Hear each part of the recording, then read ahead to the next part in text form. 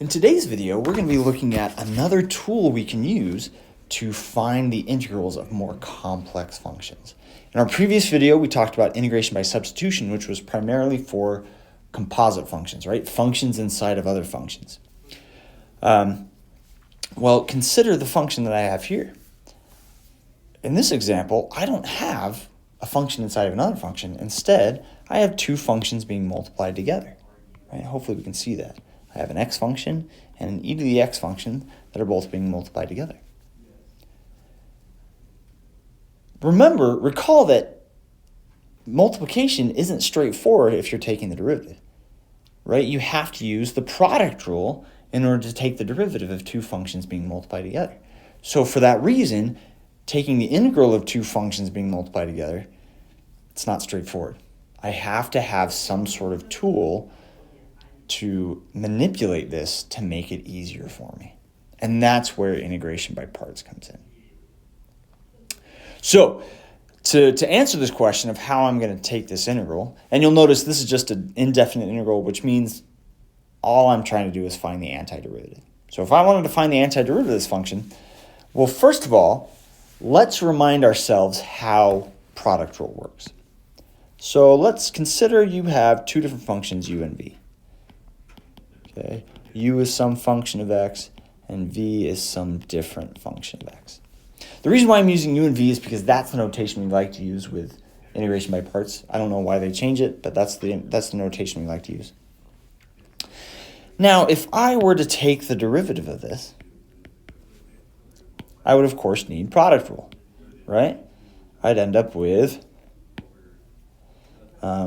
u times the derivative of v, which I can write as dv over dx, plus v times the derivative of u, which I can write as du over dx.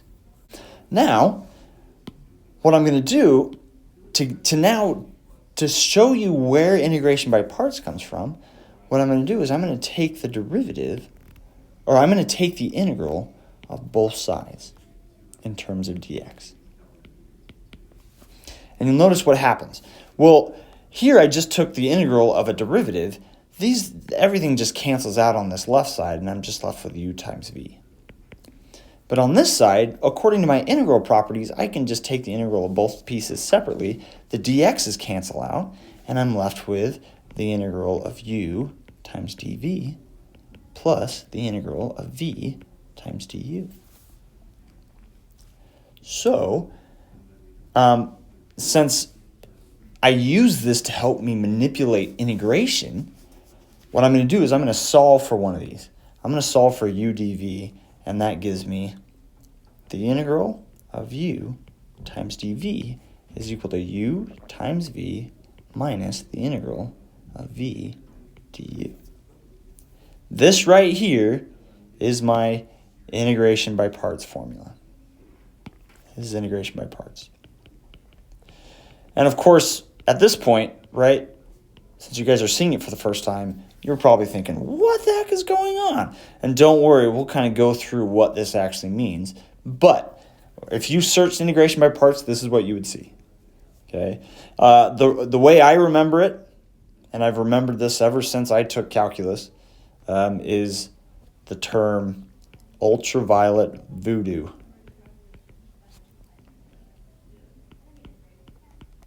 Okay, integration by parts, ultraviolet UV voodoo. Okay, so that's just a quick little way that you can remember the integration by parts formula. But what does this actually mean? How is this even helpful? What are we actually doing here? Well, let's go back to my example. Okay, so here I have a function x and a function e to the x that are being multiplied together that I'm trying to integrate. Okay. Well, what I can do is I can choose one of these functions to be my u and the other function to be my dv. Okay. dv will represent the derivative of my v function, and u represents just my u function. So, since x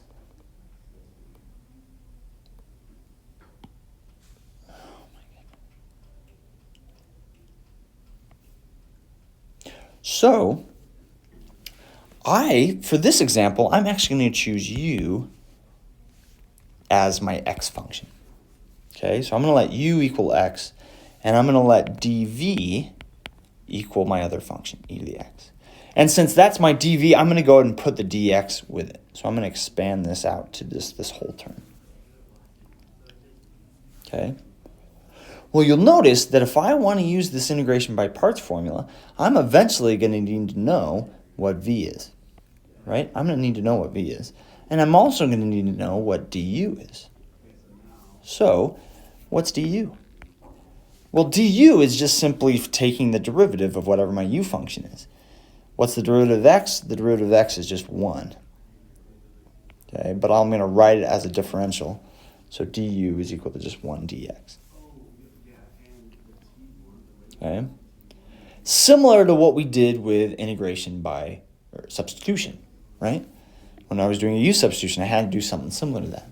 So similar process. But with v, I'm actually going the opposite direction. I want to know the antiderivative.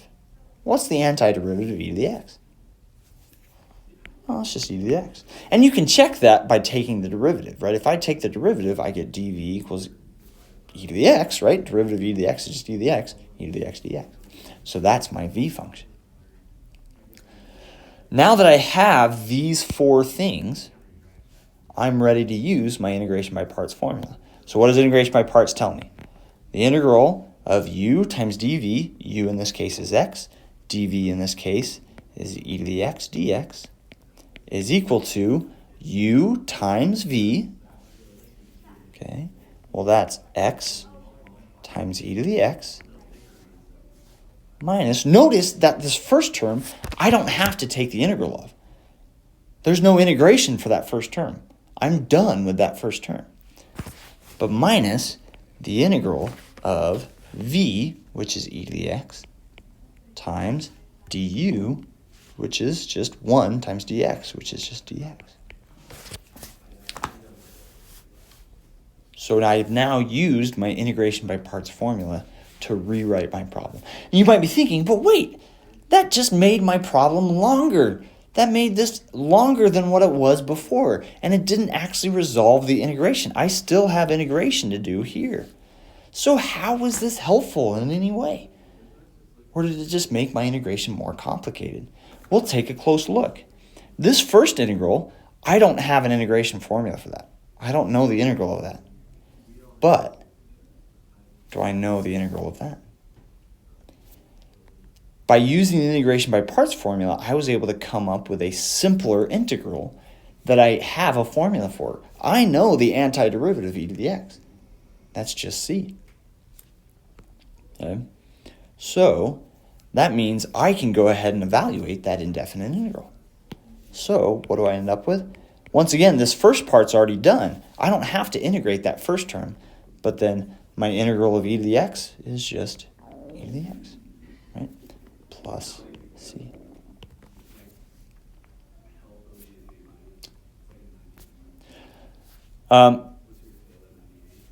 So then I can go ahead and rewrite this as x e to the x minus e to the x. I can distribute that negative to the c, but then you just have a negative arbitrary constant, which is still just an arbitrary constant.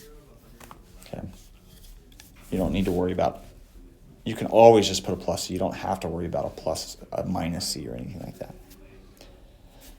So you'll notice that by using integration by parts, I was able to manipulate the integral into a form that I could then evaluate. Okay, and you'll notice that I specifically chose u and dv in a way that made that possible. I chose u to be just my x function, and I chose dv to be the e to the x function. Why? Well, notice what would happen if I did it the other way around.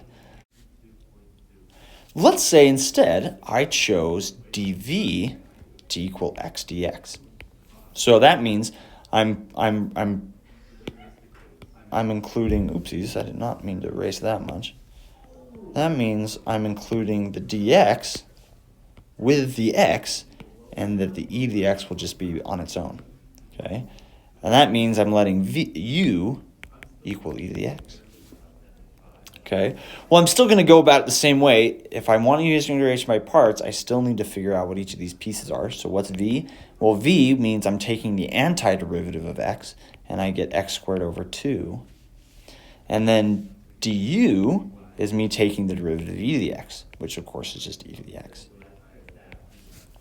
And then when I put this all together, if I try and use integration by parts now, I get the integral of x e to the x dx is equal to u times v, which is x squared over 2 e to the x, minus the integral of v du, so x squared over 2 e to the x dx. I've now rewritten my integral, but I rewrote it in a way where if I take a look at that integral, is that integral more simple than what I started with? No, that integral is more complicated. So in this way, I actually made my integral more complicated, and it's not helping me at all. So it is important how you choose your u and your dv. Why did I choose u to be x? Because the derivative of x is just 1, which makes things much simpler. And if I choose e to the x to be dv, well, what's the antiderivative of e to the x? It's the same exact thing. So the antiderivative of e to the x isn't anything that's super complicated. And so that's what I end up with. So let's look at another example of which one to choose as what. Okay, to help us practice this idea of, okay, which one do I choose as u, and which one do I choose as dv? Because once again, we don't want to end up in a situation where my result is just more complicated. If you do, of course, you can just go back and switch them. So if you did this and you end up with something like, oh man, that's more complicated than what I started with, just go back and switch what you chose. So in this problem, hopefully we can see how, yep, I've got two functions being multiplied together. I probably need to use integration by parts. But you might look at this and say, wait a second, I have a square root of x inside of my natural log. Doesn't that mean I also need to use integration by substitution? Don't I need to say, we need to let u equal square root of x, and we need to know what du is, right? That's going to give me 1/2 over root x dx. But hold on a second. It turns out for this problem, I don't need to do that. Why not? Because I have natural log properties. Recall that I can rewrite this as 7x times the natural log of x to the 1/2. And I have a natural log property that if I have a power inside of my natural log function, you can pull that out in front of the natural log. All right. And then, of course, we have an integration by property that any constant you can just pull out in front of the integral. So I'm left with this. How do I take the integral of x, natural log of x, dx? Okay, well, so now we can look at it and say, okay, yeah, this is just integration by parts. So which function do I choose as which? Which one do I choose as my u, and which one do I choose as my dv? Okay. Another way you can think about it is u, whatever you choose as u, is going to be your differentiable function. Right? That's the function that you're going to be taking the derivative of. So recall, in our previous example, we chose x as my u because the derivative of x is really simple. It's just 1, right? Okay, and then dv, whatever you choose as dv, needs to be an integrable function. What do I mean by that? A function that you know how to find the antiderivative of. Okay, so let's look at this problem. Okay, we might be thinking, oh, well, let's just do it the same way. Let's let u equal x. Why? Because the derivative is just 1. The derivative is really simple. You just get 1 dx, or just dx. But that means I would need to choose dv as natural log of x dx, right? we'd have to choose dv as natural log of x, which means I need to know what the antiderivative of natural log is. What's the antiderivative of natural log? Well, go back to your notes for 4.1, right, when we talked about antiderivatives. Do I have a formula for natural log? I don't. I don't know the antiderivative of natural log. In fact, the way you actually get the formula is by integration by parts. So without integration by parts, there is no way to get the integral formula for natural log of x. V? There's no way for me to figure out what my v function is. So it turns out I can't select my functions this way. I can't do it because I can't find the antiderivative of the natural log of x. What does that mean? That means I have to switch it. Okay? Oopsies. Once again, didn't mean to erase that much. That means I have to select u as natural log of x. I have to choose natural log of x as my differentiable function because I know the derivative of natural log of x. I don't know the antiderivative. What is du? Well, the derivative of natural log of x is just 1 over x, so I get 1 over x times dx. And that means I have to choose x as my integrable function. So dv is going to be equal to x dx.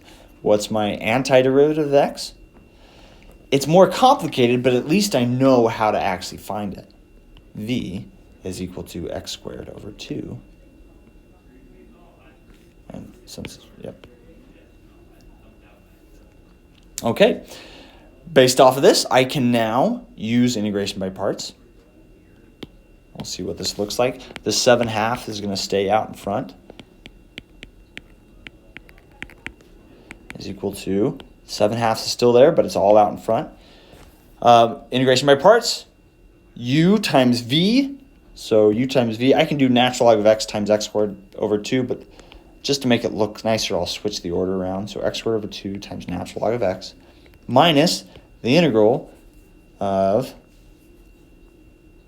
v du, ultraviolet voodoo.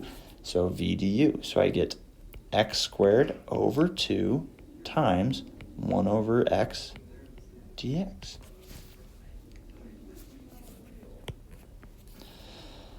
So once again, you might be thinking, oh, great. Yep, sure enough, I made this thing more complicated. Well, remember that this term, this first term, is done. There's no more integrating than I need to do with that first term. I'm done with that first term. And the second term simplifies. You have an x squared in the numerator and an x in the denominator, which means one of those x's will cancel. And I'm left with x over 2 dx. That over 2, you can pull, since it's just a constant, you can pull that out in front of your integral as a fraction, right? And I'm left with this. 1/2 times x dx, right? One of the x's in the x squared cancels out with the x in the denominator. And that's what I'm left with. That is a nice, simple integral that I know how to find the antiderivative of.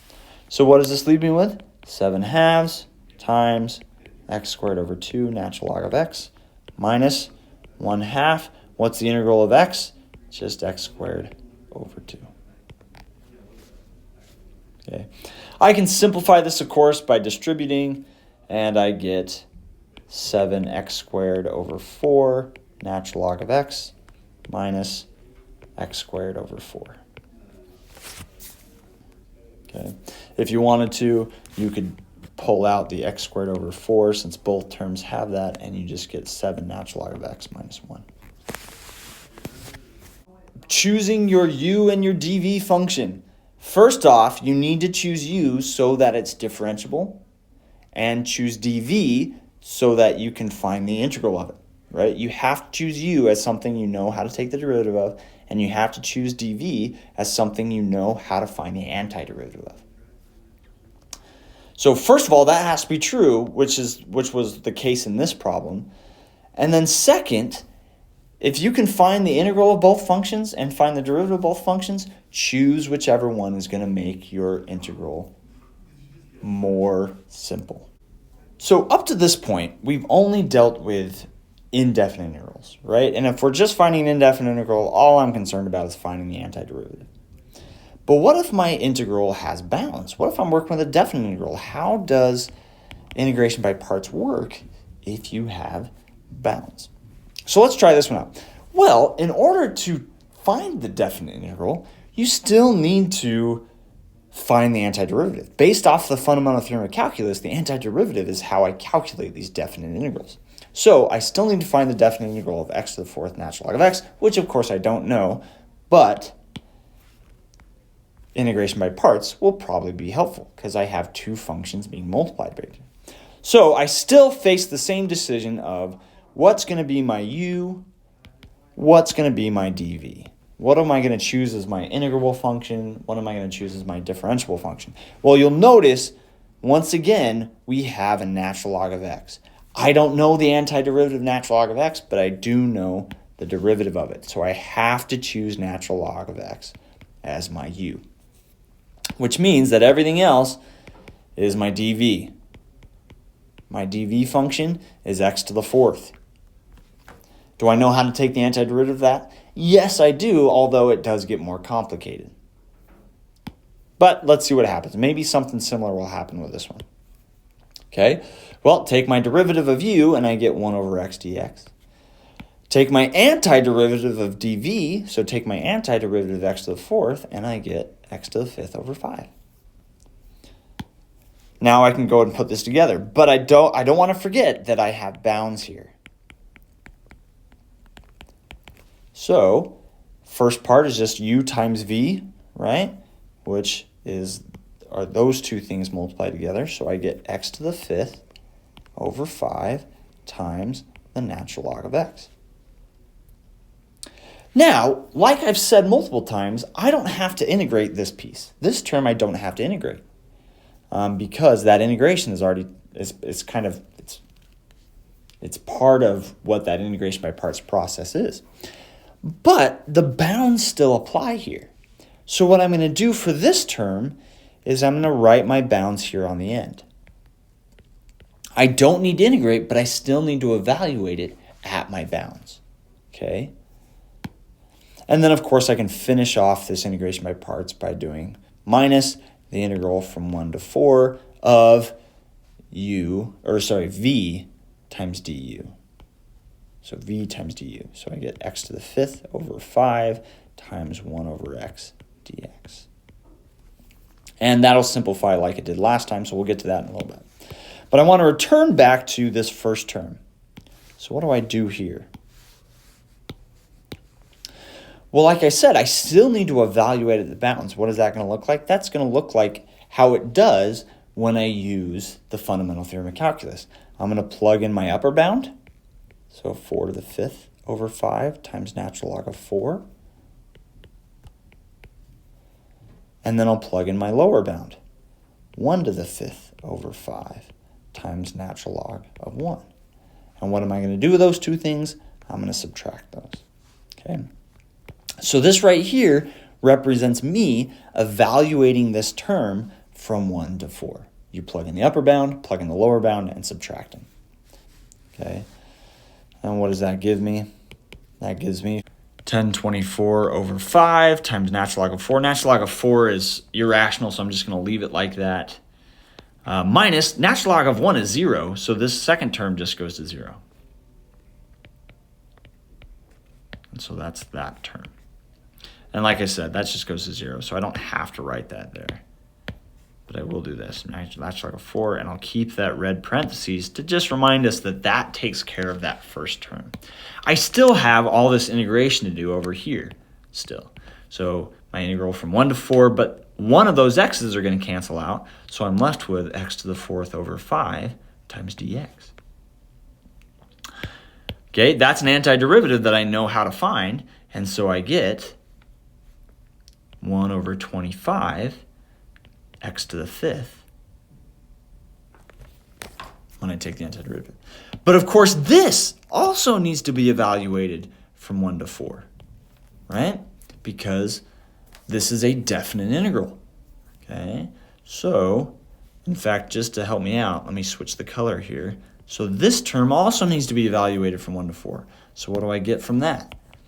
This first term, I got 1024 over 5 times natural log of 4.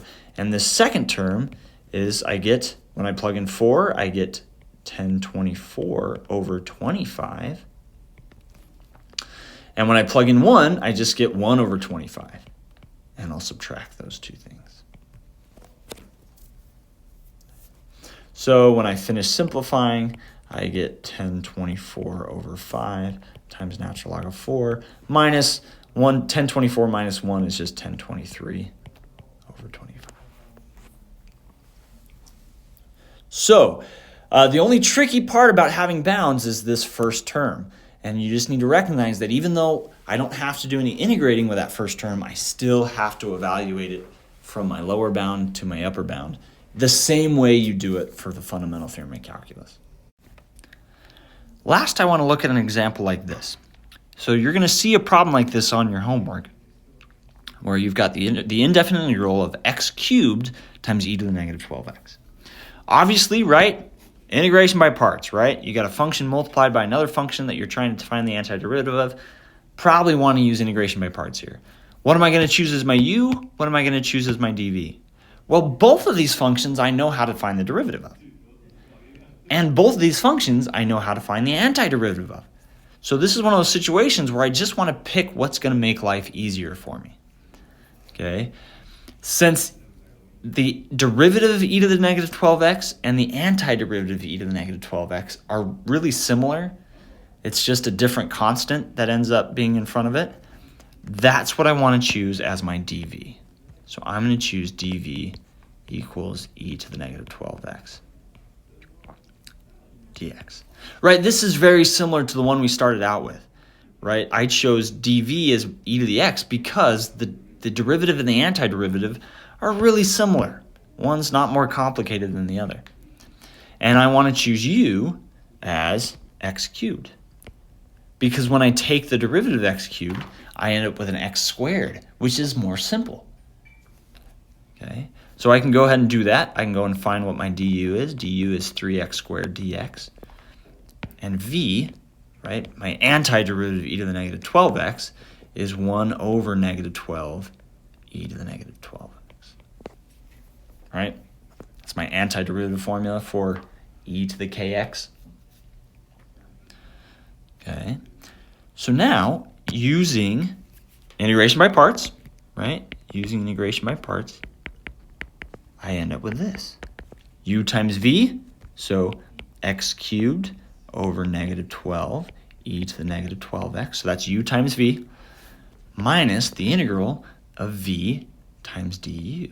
1 over negative 12 e to the negative 12x times 3x squared dx. Okay, let me go ahead and just rearrange that a little bit just to make it look nicer. Okay, and that gives me negative 3 over 12. I just moved the negative to the numerator, x squared e to the negative 12x. I can, of course, move that. I can also move this constant outside. You don't have to keep the constant on the inside. And so I'm left with negative 3 over 12 on the outside times this integral of x squared e to the negative 12x. So sure enough, that's simpler. Instead of x cubed, I now have x squared. But what do you notice? I'm going to end up having to use integration by parts again. Ugh. I have to do this process all over again, but now for x squared e to the negative 12x. And what's especially complicated is this constant affects whatever you're going to get out of this integration by parts. So there are some of these problems that you're going to have to use integration by parts multiple times. But if I do it all by hand, it gets really, really long and really, really time consuming. So what's nice is I have a shortcut that can help me out here. This has a name. This is called tabular integration by parts. This is something you can use if you know you're going to have to use integration by parts multiple times. Okay? So What was my equation again? I was starting out with x cubed e to the negative 12x. And what did we decide? We decided we wanted to choose u as x cubed. And we want to choose dv as e to the negative 12x. Okay. Well, because I'm going to be using integration by parts multiple times, what I'm going to do here is I'm going to start just taking derivatives of this side, right? If I'm always choosing x cubed or that x term or whatever, that power function term as my u, I'm going to consistently be taking derivatives of that as I take more and more integration by parts. So I'm going to have a 3x squared, and then I'll keep going, and I'm going to have a 6x, and then I'll keep going, and I'll have just a 6, and then I'll keep going, and I'll just have a 0. Okay. And then on the other side, since I choose e to the negative 12x as my integral function, I'm just going to take the integral of this over and over again. So my first integral is negative 1 over 12 e to the negative 12x. My second integral, I'm just going to do the exact same thing again, and I get a positive 1 over 144 e to the negative 12x. Do it again, and I get negative 1 over 144 times 12 is 1728 e to the negative 12x. And I'm going to do it one more time, and I'll show you why I can stop at this point. 20,736 e to the negative 12x. The reason why I have to do it that many times is because theoretically, when I'm doing integration by parts, this is how many times I'll have to use integration by parts. Since my power was to the third power, I end up having to use integration by parts 3 different times. And this is going to save me time on it. So it turns out, by doing this, all I have to do now to find what my final answer is going to be is just multiply these diagonal terms. And like I said, the reason why I could stop at this point is because on my left side, I reached 0. So theoretically, my next term would just be 0 times whatever I got with my antiderivative, which would, of course, just go to 0. So what does that give me? That gives me x cubed times negative 1/12 e to the negative 12x. But I'm not actually going to add these together every single time. Sometimes I add, sometimes I subtract. Which one's which? Well, you actually alternate. So the first one you're going to write as positive. The second one you're going to write as negative. The third one you're going to write as positive. And the fourth one you're going to write as negative. Why? Why does it alternate? Because remember, your integration by parts formula includes a subtraction. So this is the reason why. That's the reason why you end up adding the first one, subtracting the second one, adding the third one, and subtracting the fourth one. So you're going to alternate. First one's addition, next one's subtraction, so on and so forth. So for my next term, I'm going to subtract 3x squared times 1 over 144 e to the negative 12x. For my third term, I'm going to add 6x times negative 1 over 1728 e to the negative 12x. And my fourth term, I'm going to subtract 6 times 20,736 e to the negative 12x. Like I said, if I were to keep going, I could do a fifth term, but it would just be plus 0 times whatever my antiderivative of my last e to the negative 12x term was, which of course would just go to 0. So that's why I can end here. If I were to simplify this, a really good way to do that is you'll notice every single term has an e to the negative 12x in it, which means I can just factor that out. So what do I end up with? I end up with e to the negative 12x times 4 different terms, right? 4 different terms. So my first term is negative x cubed over 12. My next term is, well, since I subtracted, that also ends up being negative, okay? 1 over 48 x squared, okay? 48 is just That's what I get when you simplify 3 over 144. You get 1 over 48. Minus, the reason why this one's minus is because I have a negative right here. Okay. 6 over 1728 simplifies to just 1 over 288 times x. And then minus, this one is just 6 over 20,736, which simplifies to just 1 over 3456. So that's what I end up with. And that's a much simpler process than actually going through the integration by parts 3 different times. So that's called tabular integration by parts. And you'll have a chance to practice this on the homework. There's one more thing that I've forgotten, though. This is an indefinite integral. So what should my answer have? A plus c. And notice I can stick this on the very end. I don't need to worry about, oh, what coefficients need to be in front of that plus c. You can just tack that on at the very end. Okay. In fact, that reminds me, guess what I forgot on this problem? This was an indefinite integral. This one needed a plus c as well. Good luck with your assignment. Let me know if you have any questions. And I will see you in the next video.